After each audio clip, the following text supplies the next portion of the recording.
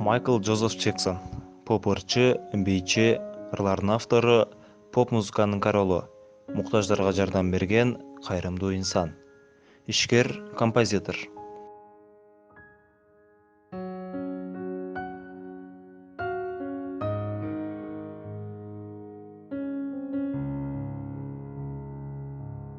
Грэмми сыйлыгынын 13 жолку ээси, ошондой эле башка сыйлыктардын бир нече жолку лауреаты. Ал 2 жолу Гиннес рекорддор китебине киргизилген. Дүйнө жүзү боюнча 750 миллиондон ашуун нускада альбомдору сатылган. Майкл Джексон заманбап музыка, видеоклип, бий жана ошондой эле мода тармагына өтө чоң салым кошкон инсан.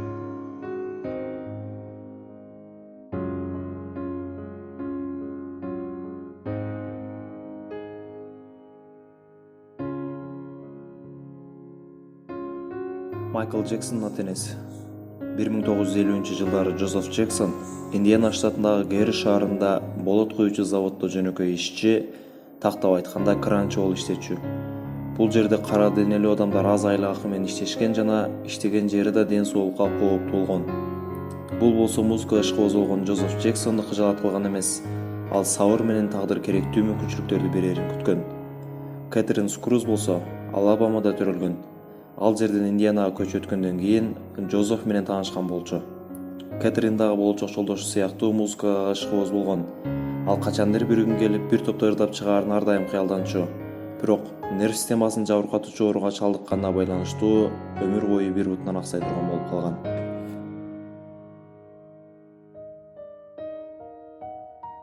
Жакындан таанышуудан соң Джозеф менен Кэтрин турмуш курушат. Биринчи перзенттер төрөлө баштады. Маурин, Зигмунд, Жермейн, Латоя жана Марлона дүйнөгө келди.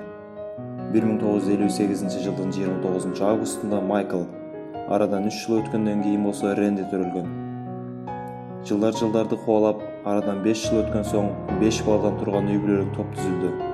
Джексондордун үй бүлөсү токтоосуз түрдө ыр жана музыка жаңыра баштады.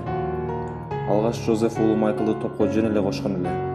Тез арада баланын музыка болгон таланты күч экендиги белгилүү болду. Жаш таланттуу ырчы бала үй бүлөнүн көчөдөгү атактуулуктан чоң келишимдер түзө турган деңгээлге алып чыкты.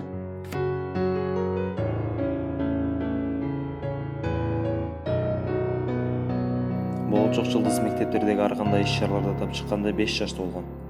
Джексондор 5 өзүнө тиешелүү программага ээ болуп, абройлору көтөрүлүп бара берген. Кийинчерээк Майкл бек-вокалчы жана бийчи катары таанымал болду. 8 жаштан ал жана агасы Жермейн негизги вокалчыларга айланышты. 1966-жылдан 1968-жылга чейин таанымал болуп калган топтун гастролдору ортоңку чыгышты бойлоп кулачын жая баштады.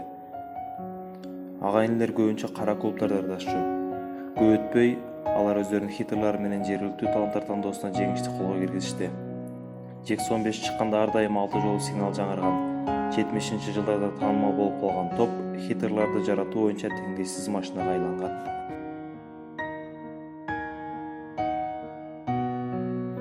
2009-жылдын 5-мартында Майкл Джексон эң акыркы пресс-конференциясын өткөрдү.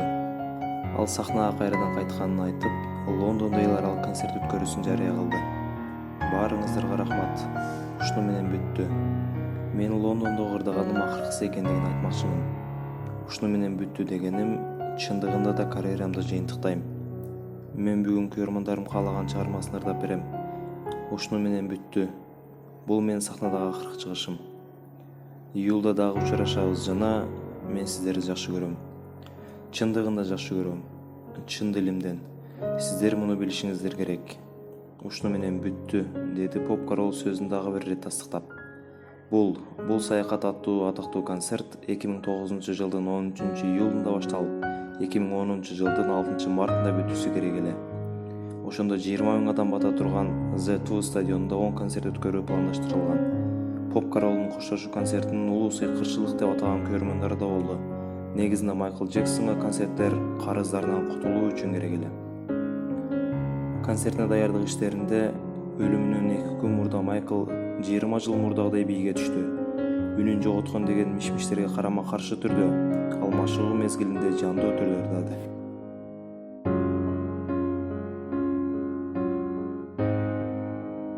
Көрөрмандар интернет аркылуу 1 мүнөт ичинде алгачкы билеттерди сатып алгандан кийин уюштуруучулардын табити ачылды. Алар Майклды 50 концерт өткөрүүгө көндүрүштү. Майкл, унутпа, сен 50 концертти ырдай албайсың, деди ырчыга апасы. Жүрөгүң буга чыдабайт.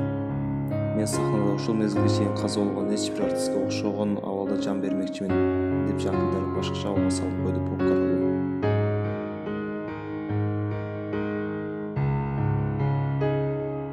Майкл жашоосундагы акыркы күнүн үй бүлөсүнүн каршысында өткөргөн. Джексондун дарыгеринин айтуусу боюнча, ырчынын жанында 12 жаштагы уулу болгон. Атасы Принстин көз алдында жан берген. Принс анын көзүн жумуп жаткандыгын көрүп, тамашалашып жатат деп ойлогон.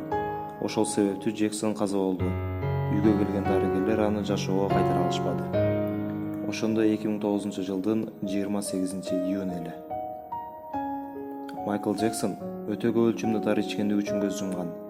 Карагылачы, анын өлүмү өтмүштөгү атак-даңкын кайрадан кайтарып, мураскерлердин $500 миллион карызынан куткарды. Же болбосо бүтүн дүйнө калкы Поп Каролдун өлүмү жөнүндө уккандан кийин анын туугандары жана альбомдору хит парадтардын биринчи беттерине чыкты. Маркум Джексондун компакт дисктери атактуу ырчылар Мадонна жана Бритни Спирстин дисктери менен бир катарда сатыла баштады. Көрөрмандар Поп Каролдун өлүмүнө канчалык кайгырып, көз жаш төгүшсө да, аны жашоого кайтарууга эч мүмкүнчүлүк жок.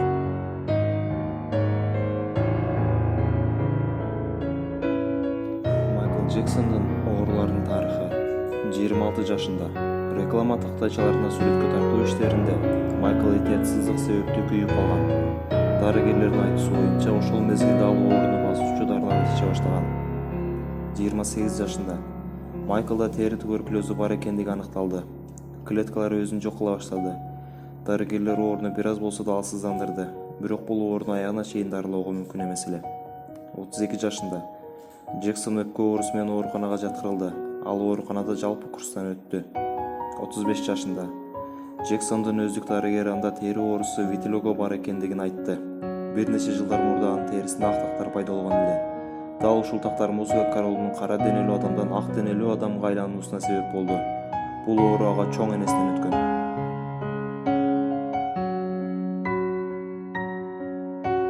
41 жашында Түштүк Кореядагы кайрымдуулук концерттеринин биринде бийиктиктен жыгылып, омурткасы жабыркаган. Күчтүү ооруларга карабай, ушул ооруларды дарылоо боюнча эч бир адам олуттуу иш алып барган эмес. 47 жашында Майкл сот жыйынына бет капта келген. Ушул бет каптын артына жараксыз абалга келе жаздаган мурду жана пластикалык ыкмада тартырылган илеттери жашырылган эле. 49 жашында ырчынын биографы Ян Хальперн ушундай деген: Джексондун сол көзү дээрлик көрбөй жатат. Буга кошумча дагы ашказандын астындагы кооптуу кан кетүүсү жүз берүүдө. Бул процесс Поп Каролдун өлүмгө душар кылуусу мүмкүн.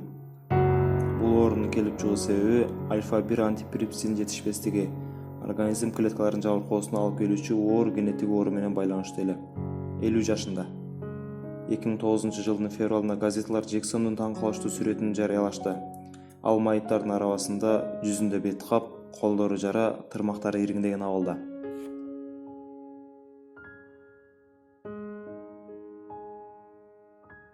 Ошол мезгилде Майкл Джексондун тери ырагы бар экендиги жөнүндө да кептер таркады. Бул маалыматты ырчынын жакындарынан алган маалыматтар тастыктады. Бирок бул орун Джексон тана албады. Анткени алда аны өтө чоң масштабдуу деңгээлде өтүүчү концерттер күтүп жаткан. Бул оору жөнүндө айтуу биринчиден продюсерлер үчүн пайдасыз эле. 50 жаш жана 10 ай Майкл Джексон өзүнүн чоң максаттарына жете албады.